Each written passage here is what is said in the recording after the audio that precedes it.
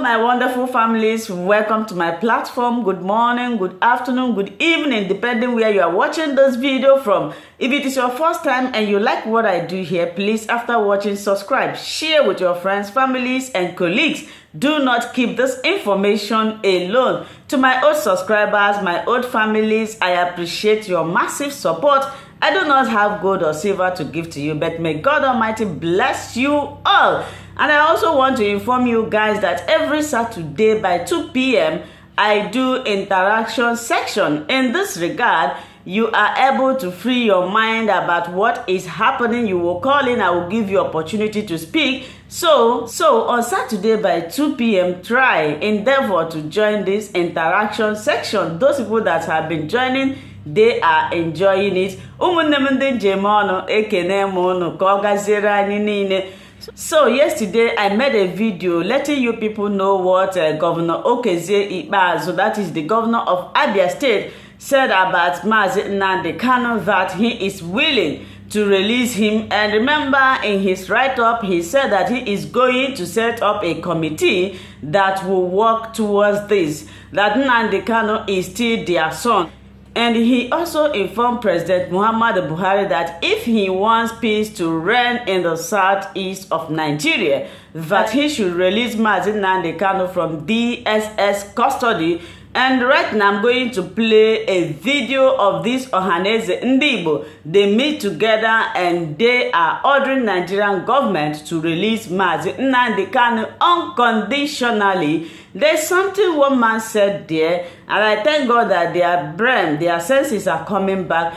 He said that the youth no longer obey them because they think or feel that they are not secure, that the elders can no longer save them. That is why they are listening to Nnamdi Kanu. But thank God that they have come to their senses. I'm going to play the video, and the second video that you are going to be watching also is about the history of River State. You know, Wike is saying some part in River State is not Biafra land. You are going to hear the total history of all these things. I don't want to talk too much. Watch the two videos from the beginning to the end. The first one is coming from ABS, that is Anambra, one of the stations in Anambra State that reported this meeting that they had. The news is not circulating yet because they just heard it maybe yesterday. So my dear people, like I said, remember on Saturday by 2 p.m, join our interaction section where you are free to air your mind and express your feelings and contribute towards the development and forward of this Biafra restoration. Remain blessed. Please subscribe, share this video. When you subscribe, your money will not run away. Thank you so much for watching. I love you all. A call has been made for the unconditional release of the leader of the indigenous people of Biafra, Nnamdi Kanu. Addressing a joint press conference at the Government House, Oka, leaders of Ohananeze Ndibo worldwide and Anambra State Association of Town Unions, ASATU, described the statement credited to the Attorney General of the Federation, Mr. Abubakar Malami, of invoking a state of emergency in Anambra State as unfortunate. Government House correspondent Ejika Bana completes the story. Speaking, the National Vice President of Ohananeze Ndibo, Chief Damian Okeko-Gene, recalled that the recent meeting of Southeast leaders in Enugu over the security situation where they agreed to support Anambra State's November governorship election, stressing that the spate of pockets of unfortunate incidents in Anambra is as a result of kids' glove treatment of Southeast agitators by the federal government, noting that the insecurity is widespread in the country. The groups pointed out that they can no longer handle the youths of the region, advising the federal government against creating tension among the populace, while saying that it has become difficult for the elders to control the youths due to the perceived inequality meted out on the Southeast people. They urged the federal government to listen to the voice of the people, emphasizing that Anambra want a conducive environment to exercise their constitutional right of casting their votes, as the federal government has all it takes to provide the needed security. It's disagreed that their grief is what is fueling the whatever actions you think is coming out from IPOB.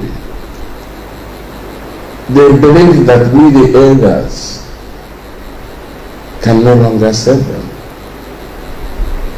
And their future is black from what is happening. I can't see the federal government sacrificing the life of the entire Southeast because of one person, Nnamdi Kanu, holding him in the detention. All these security problems that is managing from what is happening today that makes them to suggest state of emergency. If they have the interests of Southeast at heart, they should release Nnamdi Kanu unconditionally now. Lending credence to the statement, the national president of Anambra State Association of Town Unions, Barrister Titus Akudo, appealed to the federal government to critically examine the issue as there is no justification for the state of emergency statement.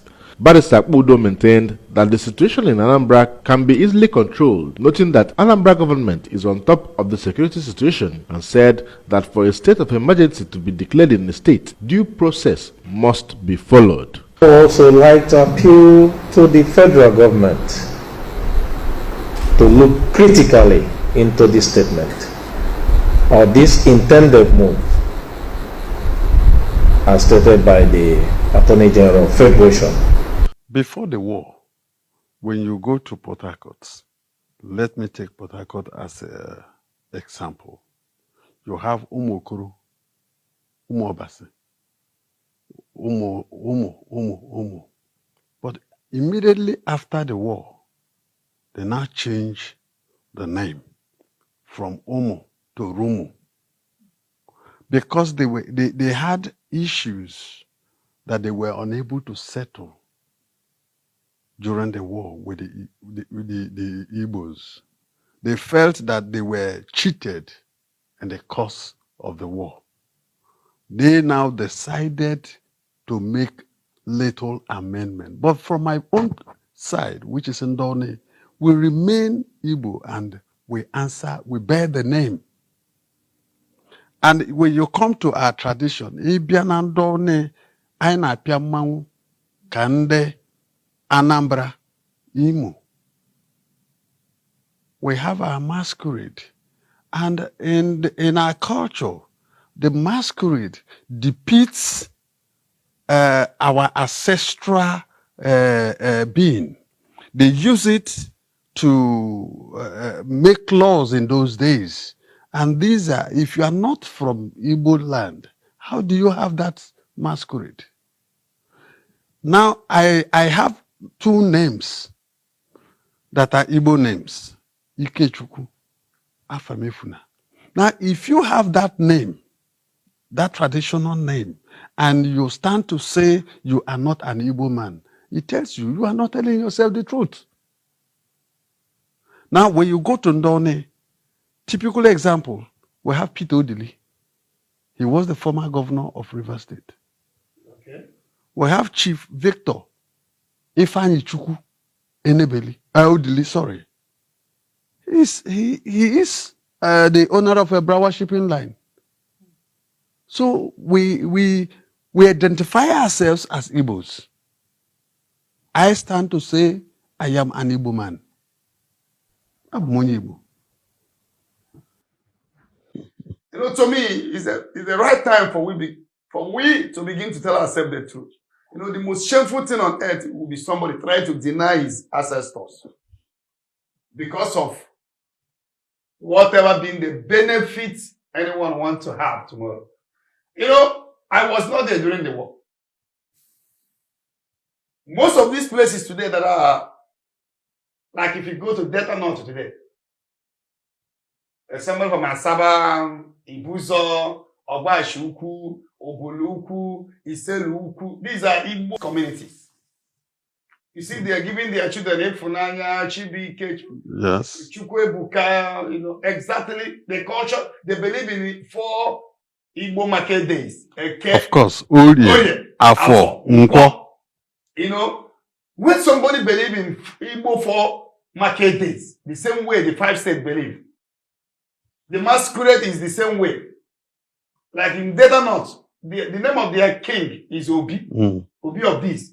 Obi is not Yoruba name. Obi is not Hausa name. No. Obi is not Benin name. It is not a Urobo name. It's not a Yoruba name. Not a John name. It's not a John name. Not a Fik name. It's not a Fik name. Yes. Obi is Igbo name. Like me now talking, my son name is Obi.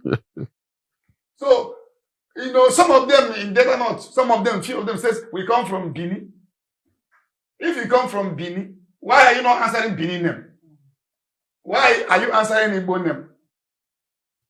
I would say I'm very proud of him because being a River State man, mentioning his name, Igbo name, and he's also speaking Igbo. I'm hearing him, he's hearing me. It's a shameful thing for someone to deny his ancestors just because of benefit. I heard that after the war, some people from that Bihari area, they tried to change their identity in order to be favored by the federal government. You know, after the war, there was this Igbo people are somehow segregated. So for you to fit in the country that time, you have to deny whom you are. To be able to get a benefit. So to be able to get a benefit. And man, I can draw that benefit I need to now. The benefit. Where is it now? Even here we divide and rule. Now, if you check, how many of them were all you well? Okay. Okay, my wonderful people, thank you so much for watching this video together with me. I appreciate your massive support in this channel. Before, if it is your first time of stopping by or coming across my YouTube channel, you are welcome. Now that we have finished watching this video together, you saw me sitting there watching it together with you. I appreciate you. Let's go to the comment section to talk about it. If it is your first time, subscribe, put on your notification bell. That notification bell is very, very important because